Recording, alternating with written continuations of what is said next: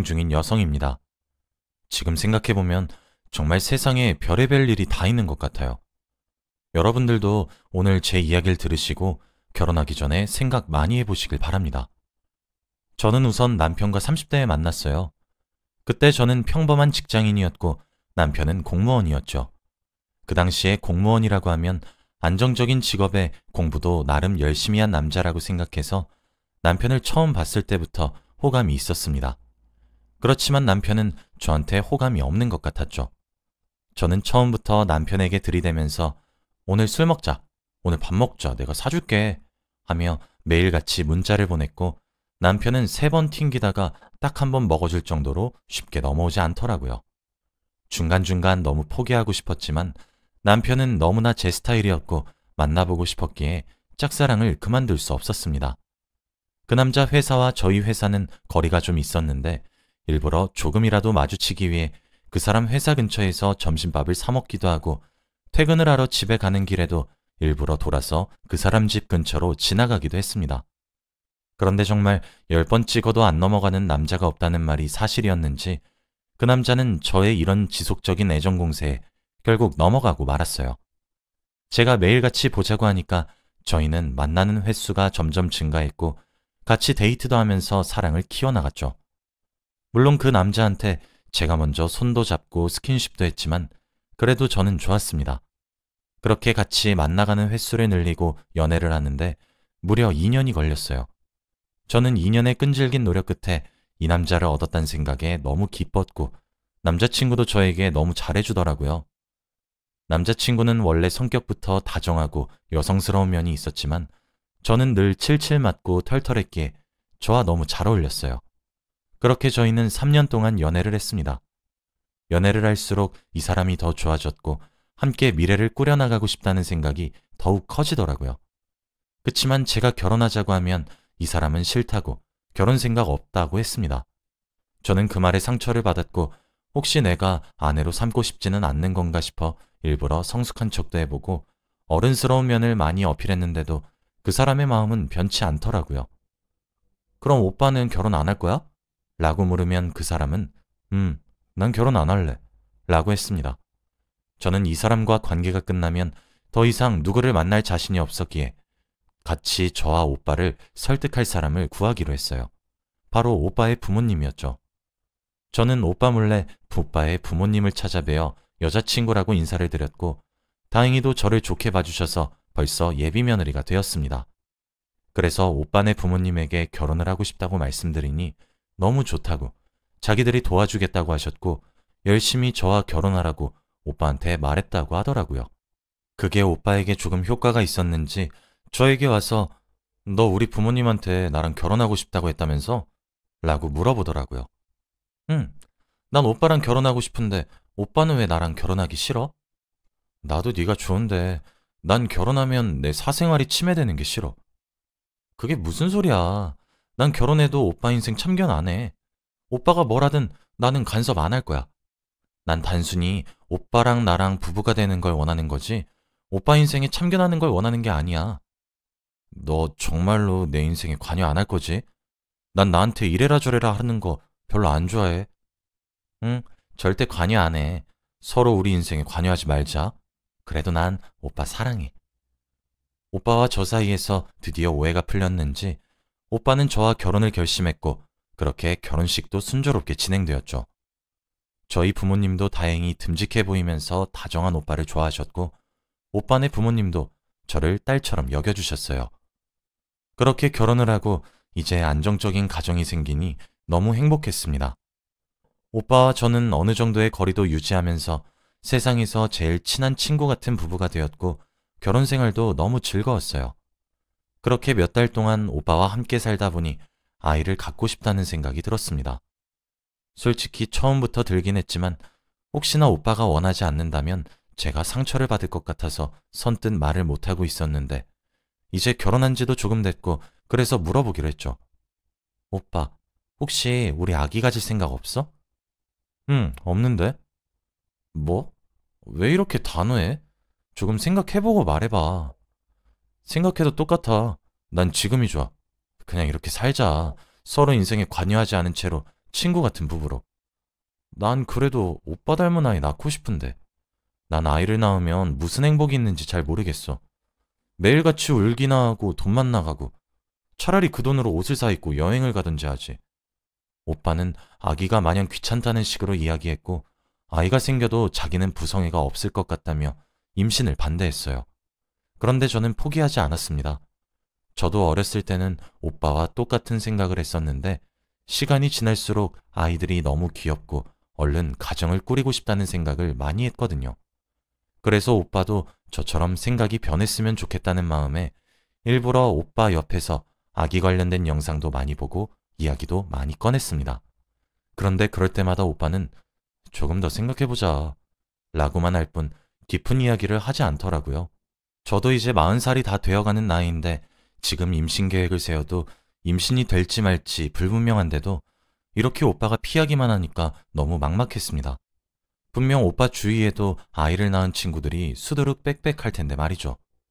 그런데 오빠는 제가 옆에서 아기에 관련된 영상을 보고 웃고 있으면 오빠는 다른 영상을 보고 웃고 있었습니다.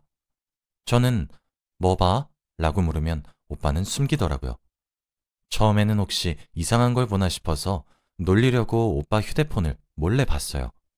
그런데 오빠가 보던 건 바로 성별을 바꾼 사람들과 관련된 영상이었습니다. 솔직히 저는 그 사람들이 어떤 사람인지는 대충 알지만 그런 사람이 주위에 없기도 하고 성별을 바꾼다는 것 자체가 간호사인 제가 봤을 때 너무 납득이 되지 않아서 그렇게 긍정적으로 보고 있진 않아요. 그런데 오빠가 그런 영상을 보고 재밌어하고 실실 웃는 걸 보니까 이해가 되지 않아서 오빠한테 물어봤습니다. 오빠, 이런 영상 왜 봐? 왜 남의 휴대폰을 함부로 봐? 왜? 난 이런 거 보면 안 돼? 남? 우리가 남이야? 아니, 내 말은 왜 이런 거 보냐고. 난 그런 사람들 이해가 안 가. 왜 성별을 바꾸는 거야? 부모가 힘들게 낳아줬는데 부모랑 인연도 끊으면서까지 성별을 바꾸는 게 난 이해가 안 가. 그냥 그건 자기 욕심 아니야? 너 말이 심하다. 이 사람들도 사람이야.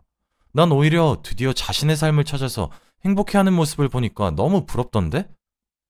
오빠는 갑자기 정색을 하면서 저에게 화를 내듯이 말을 하기 시작했고 그 사람들이 오히려 부럽다고 했습니다. 이런 사람들이 뭐가 부러워? 오빠처럼 그냥 태어난 본 모습 그대로 사는 게 난 더 좋은 것 같은데? 너 알지도 못하면서 그렇게 함부로 말하지 마. 오빠는 저에게 이 말을 내뱉고 방으로 들어가서 문을 쾅 닫더라고요. 도대체 저 사람들이 오빠에게 주는 행복이 뭐길래 오빠가 저렇게까지 예민하게 받아들이는지 저는 도저히 이해가 되지 않았습니다. 그리고 오빠는 그 사람들의 영상을 접하는 것으로도 모자라 그런 쪽 사람들이 모인 카페에도 가입하면서 그런 사람들의 이야기를 듣는 걸 즐거워하더라고요. 처음에는 이해가 되지 않았지만 결혼하기 전에 오빠가 이래라 저래라 하는 걸 싫어한다고 했으니 제가 할 수 있는 말은 없었습니다. 그리고 얼마 뒤 오빠가 갑자기 해외 출장을 간다고 하더라고요. 솔직히 공무원이 무슨 해외로 출장을 가냐고 거짓말하지 말라고 했습니다. 한 번도 그런 경우를 본 적이 없거든요. 그런데 오빠는 자기가 일하는 곳에서는 그렇다며 우겨댔는데 솔직히 믿지 않았어요. 제가 안 된다고 해도 안 갈 사람이 아니라는 걸 저는 알고 있었기에 보내주긴 했지만 분명 거짓말이라고 생각했죠. 제가 거짓말이라고 확신할 수 있었던 이유도 출장을 몇 주 동안 갔다 오는 게 아니라 무려 몇 달 동안 갔다 온다고 했습니다. 어디로 가냐고 하니 베트남으로 간다고 하더라고요. 몸도 여리여리하고 힘도 잘 못 쓰는 오빠가 그런 곳에 가서 혹시 사기라도 당하면 어쩔까 싶어 걱정도 되긴 했지만 그래도 간다고 고집을 피우니 말릴 수 없었습니다. 오빠는 결국 베트남으로 떠났고 저는 집에 혼자 남겨졌어요. 오빠는 몇 달 동안 연락도 잘 없었고 오빠 말로는 인터넷이 안 터져서 영상통화가 잘 안 된다고 하지만 아마 거짓말인 것 같습니다. 아무튼 저는 의심을 가득 가진 채 몇 달을 보냈죠. 저는 대학병원에서 간호사 일을 하고 있는데 오빠가 출장을 가고 나서 환자도 많이 들이닥쳤고 긴급수술도 많아서 바쁜 나날들을 보냈더니 몇 달이 금방 지나가더라고요. 그리고 집으로 갔더니 오빠가 와 있었습니다. 저는 연락도 없이 온 오빠를 보니 너무 반가웠는데 오빠는 몇 달 전과 다르게 조금 달라져 있었어요. 왠지 모르게 여성스러워졌고 얼굴 안색이 좋아졌다고 해야 할까요? 당장이라도 언니라고 불러야 할 것 같은 모습이었습니다. 그런 거 생각할 틈도 없이 오랜만에 보니까 너무 좋았고 저는 오빠에게 오랜만에 안방으로 가자고 신호를 보냈어요. 그런데 오빠는 거절하면서 미안, 피곤해 라고 하더라고요. 솔직히 아내를 몇 달 만에 보는 남편의 반응이 이게 맞나요? 오빠가 저의 유혹을 거절하니까 자존감도 뚝 떨어지고 속상했습니다. 저는 이 사람이 정말 나 몰래 다른 여자를 만나나 싶어서 오빠가 자는 동안 오빠의 휴대폰을 보기 시작했어요. 그런데 그새 다른 비밀번호로 바꾸어 놓았더라고요. 오빠는 늘 패턴으로 비밀번호로 해놓는데 옛날에 인터넷에서 찾아보았던 방법을 써서 패턴을 풀었습니다. 오빠 휴대폰에 들어가서 카톡을 들어가 보니 정말 모르는 사람들과 대화를 한 게 많더군요. 그동안 나랑 연락도 잘 안 해줬으면서 다른 사람들과 이렇게 친하게 대하는 거 보니까 속상했어요. 그리고 동호회 같은 것도 들었더라고요. 잘 알지는 못하지만 남자와 여자 다 같이 있는 그런 동호회였습니다. 오빠가 저와 결혼해 주기 전에 이래라 저래라 하는 거 싫고 인생에 관여하지 말라고 한 게 다 이렇게 살기 위해서 그랬나 봅니다. 과거에 저는 오빠한테 완전 미쳐 있었고 오빠가 아니라면 결혼을 하고 싶지도 않았어요. 그래서 잠시 잘못된 선택으로 오빠와 결혼한 것 같습니다. 오빠가 집에 돌아와서도 저희의 애정은 불타오르지 않았죠. 저는 3교대 일을 하고 있어서 새벽에 출근하거나 저녁에 출근하거나 매일 출근하는 시간이 다 달랐고 오빠는 회사에서 일도 하고 주말엔 동호회 사람들이랑 만나기도 해서 서로 집에서 마주칠 일도 별로 없었죠. 같이 한 식탁에 앉아서 밥을 먹었던 때가 언젠지도 잘 모르겠습니다. 아무튼 그렇게 몇 달간을 서로 안부 인사도 하지 않은 채 산 것 같아요. 정말 어른들이 말하는 배우자가 동거인이 된다는 게 바로 이런 거구나를 뼈저리게 느꼈습니다. 저도 더 이상 오빠에게 매달릴 힘도 없었고 오빠도 지금처럼 서로에게 관심 없는 삶을 살아가는 게 더 좋다고 느끼는 것 같았죠. 그렇게 저희는 각자의 삶을 살아가고 있었습니다. 저는 이제 나이도 많이 먹고 그래서 수간호사로 승진을 했고 응급실을 총괄하게 되었어요. 새벽의 응급실은 정말 전쟁통과도 다름없는데 다른 곳보다 응급실이 제 체질에 더 잘 맞기도 하고 다른 사람들은 응급실을 하고 싶어 하지 않아서 제가 할 수 있었습니다. 그런데 이날 저와 남편의 사이는 끝이 나고 말았어요. 다들 저희 병원 사람들은 저희 남편의 얼굴을 알고 있습니다. 결혼식 할 때도 온 적이 있기도 하고 제가 하도 남편 이야기를 많이 해서 다 알거든요. 그런데 그날 새벽에 구급차로 저희 남편이 실려왔습니다. 새벽에 어딜 갔다가 오는 건지 교통사고가 크게 났다고 하는데 다리에 피가 철철 흐르더군요. 저와 동료 간호사들은 당장 급한 치료부터 하기 위해서 남편의 바지를 쓱 벗기려고 하는데 그때 남편이 소리를 치면서 안 돼! 라고 하는 게 아니겠습니까? 저는 그래도 남자라고 여자 간호사가 있어서 부끄러워 그런 줄 알고 남자 간호사와 저만 있는 채로 커튼을 친 채로 남편이 입고 있는 바지를 내렸습니다. 그런데 바지를 내리니 아주 충격적인 것이 있었어요. 정말 지금 생각해도 어이가 없는데 바로 남편이 여자처럼 변한 것이었어요. 저와 남자 간호사 2명은 서로 당황한 채로 아무것도 하지 못했고 너무 급하니 처치부터 하자는 생각으로 급하게 정신을 차린 채 피가 나는 부위를 치료하기 시작했어요. 의사 선생님께서 내려오시기 전까지 지혈을 하고 남자 간호사를 밖으로 내보낸 채 남편과 단둘이서 커튼 속에서 이야기를 하기 시작했어요. 오빠, 이거 뭐야? 왜 몸이 이렇게 변한 건데? 나중에 다 설명할게. 어차피 다 말하려고 했어. 아니, 그리고 왜 이렇게 된 건데? 도대체 무슨 일인데? 나중에 다 설명할게. 저는 이게 도대체 무슨 상황인지 당황스럽기만 했고 간호사들도 저에게 아무것도 묻지 않더라고요.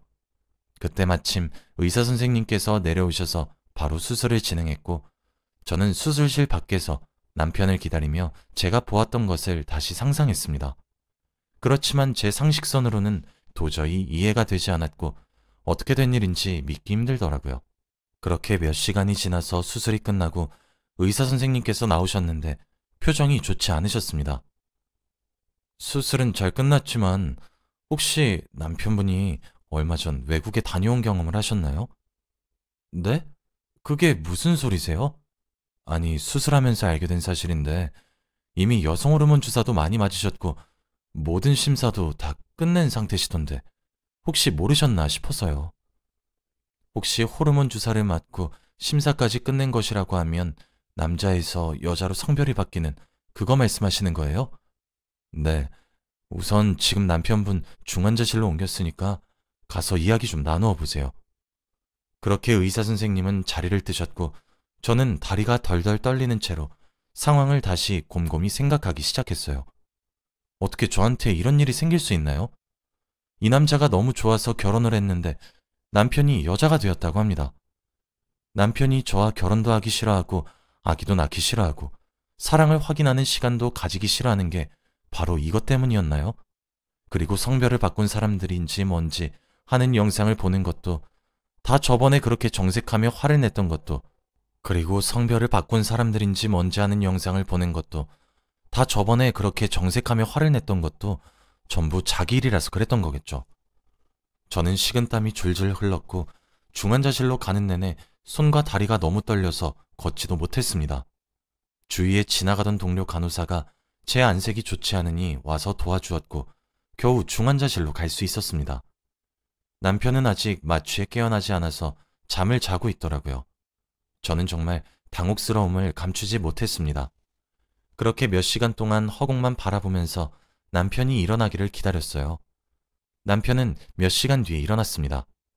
저를 보자마자 안색이 좋지 않은 걸 보고 당신한테 말하러 가는 길이었어 라고 하더라고요. 제가 집에 있는 줄 알고 말하러 가기 위해 과속을 하다가 교통사고가 났다고 합니다. 제가 아무 말도 하지 않으니 더 과관인 이유를 이야기하더라고요. 사실 당신과 결혼을 하지 않겠다고 한 이유도 이것 때문이야. 난 여자가 되고 싶었거든. 근데 집에서 반대도 너무 심하고 사회적으로 아내가 있는 남편이 보기 좋으니까 결혼한 거야. 당신도 나한테 많이 매달리기도 했고 그래서 각자 살면 괜찮을 줄 알았어. 근데 전혀 괜찮아지지 않았고 나는 수술을 결심했지. 그때 베트남으로 출장 간다고 했던 것도 수술하러 간 거였어. 속여서 너무 미안해. 내가 진작에 말하려고 했는데 너무 무서웠어. 나와 이혼해도 좋아. 남편이 그렇게 말하니까 정말 할 말이 없더라고요. 생각해보면 이렇게까지 티를 냈는데 눈치를 채지 못한 제가 너무 한심했습니다. 그리고 남편이 감정에 북받쳤는지 펑펑 울면서 나도 너무 힘들었어. 그런데 여보, 나 지금에서야 내 삶을 찾은 것 같아. 난 지금 너무 행복해. 응? 제발 이제 나 놓아주고 각자 삶 살자. 라고 하는 겁니다. 저는 한 번도 성별을 바꾼다는 거에 깊게 생각해 본 적이 없고 항상 부정적으로만 여겼던 사람인데 막상 제 남편이 그렇다고 하니까 저도 감정이입이 되면서 그동안 얼마나 힘들었을까? 이 말이 제일 먼저 나오더라고요. 남편도 제가 예상 외의 말을 꺼내니 놀란 눈치였습니다. 한 번도 제 앞에서 운 적이 없던 사람이 그렇게 어린아이처럼 우니까 너무 마음이 아파왔어요. 그동안 마음고생하고 힘들었을 그 사람이 너무 불쌍하고 이제라도 행복해졌다고 하니 그걸로 됐습니다. 그렇게 저는 남편과 깔끔하게 각자의 삶을 살기로 하고 의리로 시부모님께 절대 말씀드리지 않았어요. 남편 말로는 자기가 알아서 말할 테니 조금만 시간을 달라고 하더라고요. 그때는 너무 당황스럽고 놀라고 화도 났지만 지금 생각해보면 그냥 체념합니다. 그래야 저에게도 더 편한 것 같아요. 정말 세상 살다가 별의별 일이 다 있네요. 지금은 그 사람과 이혼소송 중입니다. 미안하다고 저한테 위자료를 많이 준다고 해요. 그거라도 받고 이제 진짜 관계를 끊으려고요. 나이 50이 다 되어서 정말 대단한 일 한번 겪었습니다. 여러분도 결혼 잘 생각해보고 하시길 바랄게요. 제 이야기는 여기까지입니다. 들어주셔서 감사합니다.